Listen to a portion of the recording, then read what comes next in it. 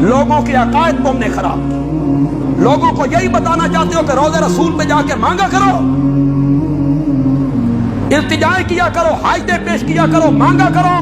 اور میرا آقا کہتا ہے اپنی ہر حاجت اپنے رب سے مانگ, حتی شس نالی اذن قطع, یہاں تک کہ تیری جوتی کا تسمہ ٹوٹے تو وہ بھی رب سے مانگا کر. نبی تمہیں تعلیم کیا دے رہا ہے؟ تم چائے کی پیالی روضہ رسول پہ جا کے مانگ رہے ہو اور اسے خوشبو والا عقیدہ کہتے ہو. یہ تو بدبو ہے. یہاں کتابیں لکھی جاتی ہیں, ان کا نام رکھا جاتا ہے خوشبو والا عقیدہ. نام کیا ہے؟ خوشبو والا عقیدہ. اور اس میں لکھا جاتا ہے ایک بندہ مدینے گیا تو کھانا تو اسے مل جاتا تھا, چائے کی بڑی خواہش تھی, چائے نہیں ہوتی. تو وہ نبی پاک کے روضہ پہ گیا اور نبی پاک سے درخواست کی, یا اللہ یا رسول اللہ چاہ دے بڑا روح ہے, تو کوئی انتظام کر دے. باہر نکلا تو ایک ہوٹل والے نے بلایا, اس نے کہا صبح و شام چائے میرے ہاں آ کے پی لیا کر. یہ عقیدے کی خوشبو ہے. کیسا خوشبو ہے عقیدے کی؟ چائے مانگ رہا ہے. مانگ بھی کیا رہا ہے؟ چائے. یہ 1 ریال دی لبدی ہے یا 2 ریال دی لبدی ہے, وہ کس ہستی سے مانگ رہا ہے؟ پہلے یہ خوشبو والے عقیدے میں یہ بات درج کی, جب دوسرا یا تیسرا ایڈیشن شائع کیا نا, ایک خوشبو وچوں کٹ دیتی. ہوں خوشبو نہیں رہی. کیوں؟ جب لوگوں نے گریبان پہ ہاتھ رکھا نا کہ نبی پاک نے تو تعلیم یہ دی ہے کہ مانگنا چاہیے تو کس سے؟ اللہ سے. آپ کی تو تعلیم ہی ہے اور آپ نے یہ کیا خوشبو بکھیری ہے. تو پھر آئی سمجھ, تو یہ خوشبو اس میں بڑی خوشبوئیں ہیں.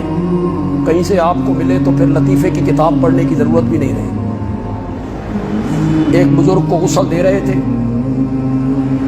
تو غسل دیتے دیتے اچانک وہ بزرگ اٹھے اور روشن دان کے راستے سے فرار. خوشبوئیں دیکھیں آپ, یہ ہیں ان کی خوشبوئیں. تمہیں لکھتے ہوئے تمہارے قلم بھی نہیں کانپتے. چائے کی درخواست نبی پاک سے, آپ میرے چائے کا انتظام کر دیں. جس نبی نے, پھر بندیالوی وہ حدیث پڑھنے لگا ہے. جس حدیث کے پڑھنے سے مجھے سرور آ جاتا, خدا کی قسم میرا دل تازہ ہو جاتا. آپ کے توحید والے گلشن کو بھی میں پانی دینا چاہتا ہوں. جس نبی نے یہ تعلیم دی ہے, چاہیے کہ تم میں سے ایک ایک بندہ مانگے. یسأل, یسأل, یسأل کا معنی کرو. احدکم, تم میں سے ایک ایک بندہ مانگے ربہ حاجتہ کلہا. علماء کرام کو شرم کرو. اس نبی سے, جس نبی نے امت کو تعلیم دی ہے, تم میں سے ایک ایک بندہ مانگے ربہ. میں بار بار کہوں گا تو سمجھ آئے گی. جب توحید بیان ہو تھوڑی سی چہرے پہ مسکراہٹ لایا کرو, یار خوش شبہ کرو اللہ کی توحید بیان ہو رہی. کہ متھے تے وٹ چڑھنا ہے کافرہ دی علامت. توحید بیان ہو تو ان کے ماتھے پہ بل آ جاتی. موبائل بندے کو تو خوش ہونا چاہیے. چاہیے کہ تم میں سے ایک ایک مانگے ربہ حاجتہ کلہا.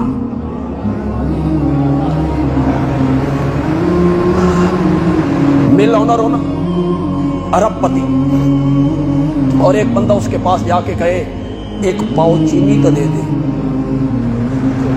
تو مل آنر کہے گا تو میری توہین کی تھی. ایک پاؤ چینی واسطے آ گیا, چاہ دی پیالی واسطے. مجھ سے میری حیثیت تو دیکھ، میں ارب پتی ہوں، اور وہ جو خلاق عالم ہے، وہ جو لفظ کن سے چلتے ہوئے پانی پہ زمین کو بچھا دیا کرتا ہے، وہ جو ایک دانے کا سینہ چیر کر اسے 700 دانوں میں بدل دیا کرتا ہے، وہ جو بغیر خامت کے مریم کی گود ہری کر کے رکھ دیتا ہے، اور وہ جو زکریا کو پانچ بیوی سے بیٹا عطا کر دیا کرتا ہے،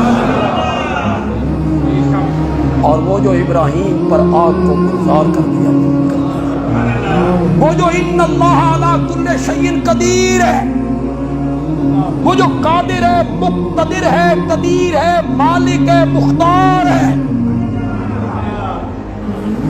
جس کے سامنے لب کھولنے کی کسی کو جرت نہیں ہے، وہ خلاق عالم ہے، اور میرا آقا کہتا ہے اپنی ہر حاجت اپنے رب سے مانگ، حتی شس نالہ اذن قطع، یہاں تک کہ تیری جوتی کا تسمہ ٹوٹے تو وہ بھی رب سے مانگا کر۔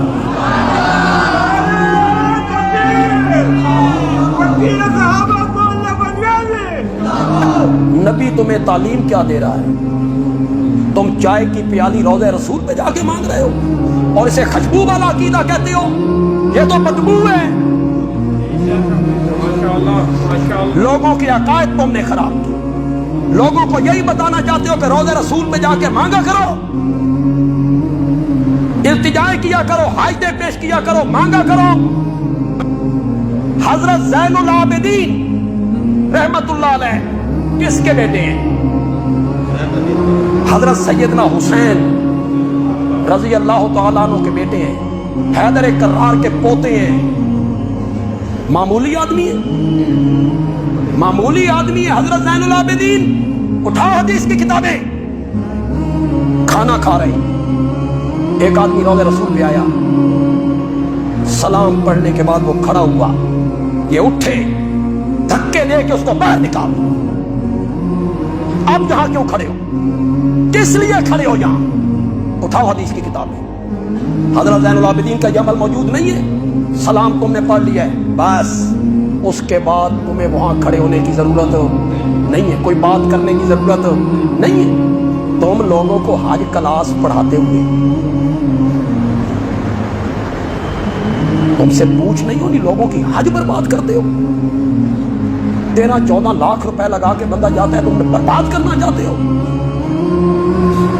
کہ روضہ رسول پہ بندہ کھڑا ہو اور وہاں روضہ رسول پہ جا کے کہے میں عطا اللہ سرگودا پنجاب پاکستان سے آیا ہوں، اشہد ان لا الہ الا اللہ وحدہ لا شریک لہ واشہد ان محمدًا عبدہ ورسولہ، میں کلمہ شہادت پڑھ رہا ہوں، یا رسول اللہ تساں میرے گواہ بنو۔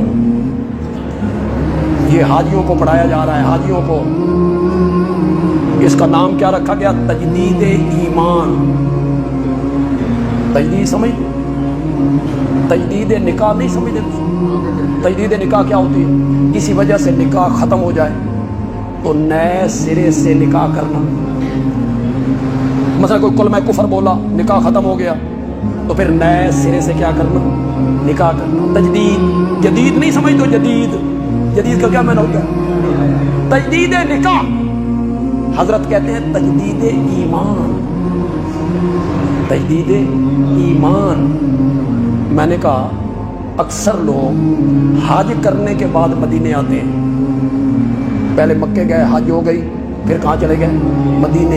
اے جیلے حج کر رہے سی اے بے ایمان سی، ایمان نہیں تھا اس میں، شک کے دن۔ پھر تمہاری حج کس کی ہے؟